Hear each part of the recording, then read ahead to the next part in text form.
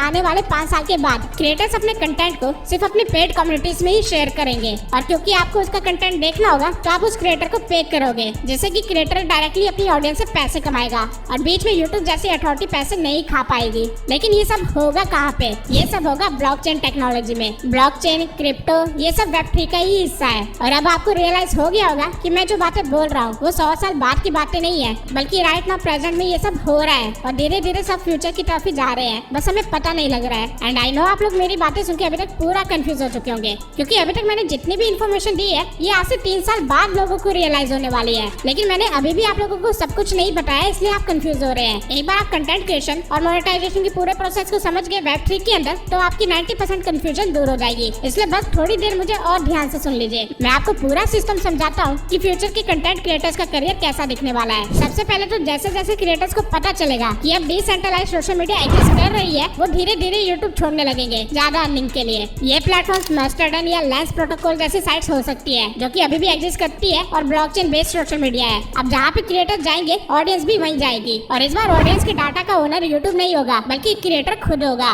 उसके पास उन सभी लोगों का डाटा होगा जो उसे देख रहे हैं। अब इस केस में क्रिएटर अपने डाटा को मोनेटाइज भी कर सकता है अगर वो चाहे तो। फॉर एग्जाम्पल, क्रिएटर अपने डाटा के लिए किसी ब्रांड को चार्ज कर सकता है, जिन भी ब्रांड्स को डाटा की रिक्वायरमेंट होगी, क्योंकि ब्रांड्स को भी एड तो रन करनी है। और अब ब्रांड्स भी यूट्यूब या गूगल से डाटा एनालाइज करवाने की जगह खुद से एनालाइज करना पसंद करेंगे, क्योंकि अगर ब्रांड्स के पास ज्यादा पर्सनलाइज डाटा हुआ तो उनकी मार्केटिंग कैंपेन ज्यादा टर्नओवर ला सकती है। वेब3 के प्लेटफॉर्म्स जिसपे कंटेंट डलेगा वो आपको टोकन्स या क्रिप्टो दिया करेंगे उनके प्लेटफॉर्म को चलाने के लिए, या फिर उस पर कंटेंट डालने के लिए, या फिर जब भी आप उसके प्लेटफॉर्म पे एंगेज करोगे उस चीज के लिए भी। स्टीमेट एक ऐसा ही प्लेटफॉर्म है जो कि उस पर कंटेंट डालने के लिए आपको टोकन्स देता है, बेसिकली क्रिप्टो। एंड वेब3 में क्रिएटर्स को पता होगा कि उनको किसी स्पेसिफिक नीश में ही वर्क करना है, इसलिए उनकी जो